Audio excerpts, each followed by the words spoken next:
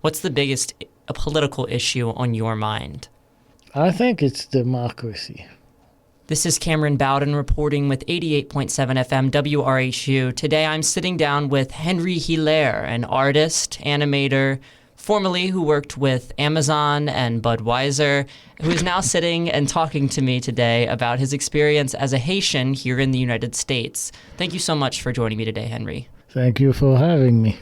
So to start off with, you were originally an animator, an artist, but now you work with a local restaurant known as the Blue Mermaid, right? When Yes. it comes to your experience switching between that, what is the main motivation behind moving from that artist role to now working in, food and culinary work? First of all, it's not a switch because I'm still doing the art stuff. It's an addition to what I do, not a transition. I still do all this work, but the restaurant is something, a passion work I've always wanted to do. And when my brother and family members decided we wanted to do it, they wanted to include me, I decided, that's definitely something I've been wanting to do. And it's a good complement to my real work, which means if you're doing computer work all the time, one good way to rest is to do dishes. And I do dishes all the time in the restaurant. Can I ask, what kind of environment or ambiance are you trying to portray to people when they come into the Blue Mermaid?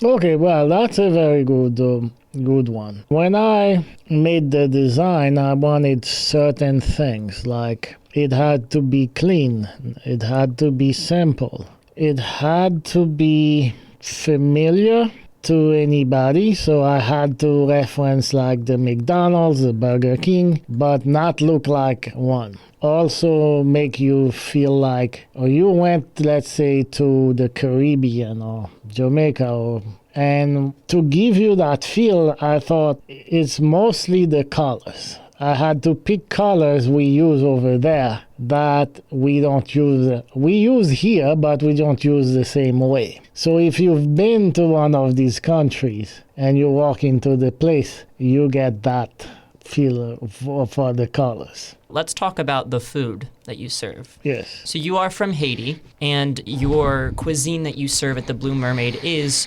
traditional Haitian meals. Jamaican. And Jamaican meals. Yeah. Could you start by just kind of giving us context? What does the classic Haitian and Jamaican meal look like? Traditionally, we have mostly rice and beans, and then some meat to go with it. So the rice and beans is basically already a complete meal. It already has the protein and everything you need. But then you add some meat for extra protein and some vegetable or some plantain to even have more nutrition. How does the cuisine make you personally feel? Okay, it makes me feel like, okay, every problem I have can wait. I have a good time now. But that's about the best way I can describe it. Yeah. So is that the kind of sort of environment that you hope to bring with the Blue Mermaid? Is that everyone can put their problems away and really focus on the food? Yes, definitely. I mean, I hope every restaurant can do that. But yeah, I want also for you to kind of be transported into a new place, right? The place looks different, it tastes different, and it feels nice. Can I ask, what was the process like coming to the United States and sort of coming and readjusting your life here? It was difficult. I never really had a job before I came here. I came here at 17, and as soon as I got here, I had to work, find and make a living.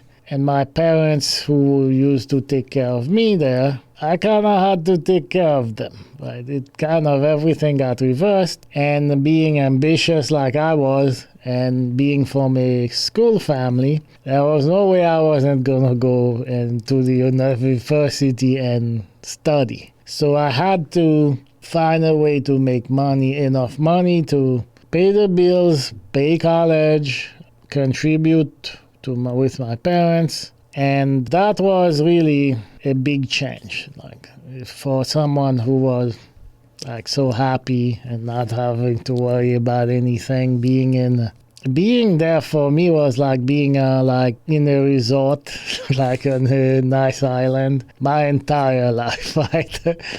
There was not. I remember I was thinking to myself, well, how can I be happier than this when I was over there? It was such a good life. Can I ask why you came to America? My family moved there. My entire family moved there, and it was at the time where things were starting to get unstable, and particularly for us. So it wasn't safe for us to stay there.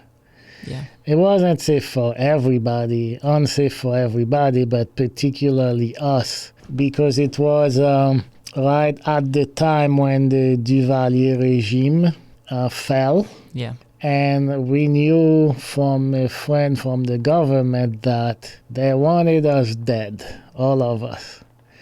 And I think they didn't kill us because he resigned by the time he got to do it, right? But again, the government that replaced them, we didn't know if they were the same people or not. Like, if at any point they would say, okay, these guys were the people we wanted to kill in the first place, so why don't we do it now, right? This is kind of the situation we were in. Now that you're here in the United States, how does it feel seeing... I would say it's heartbreaking because that stuff is not an event for me, right? It's business as usual, right? It's just, I expect things like that to happen. I've witnessed things like that happen my whole life, and I expect it to continue.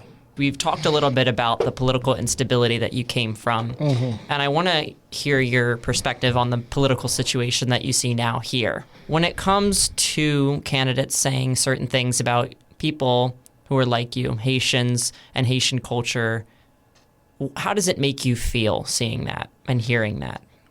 Like I say, that's what I've been through all my life, so I'm like, okay, bring it in, throw it in the pile of things you've said about me throughout my life and the way you've treated me throughout my life. And that's how I feel about it. But that's not my biggest concern. My biggest concern is more like, how many people are going to buy into that? And what are the consequences of so many people buying into that?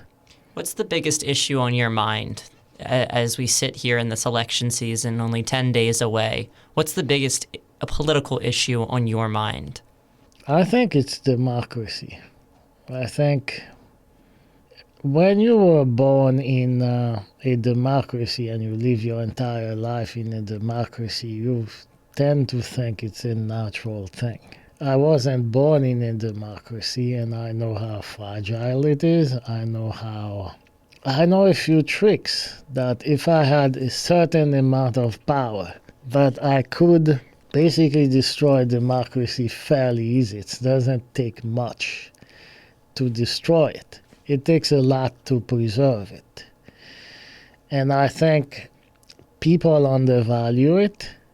I might be too confident about its stability, because if you look around the world and history, countries like France have gotten and lost democracy and gotten it back, and something happened, they lose it, and then they gain it back. So it's not something that once they got it, everybody's like, oh, this is the best thing since sliced bread. We have to keep it forever. And I seriously think that our democracy is in danger. I really think there's a real danger.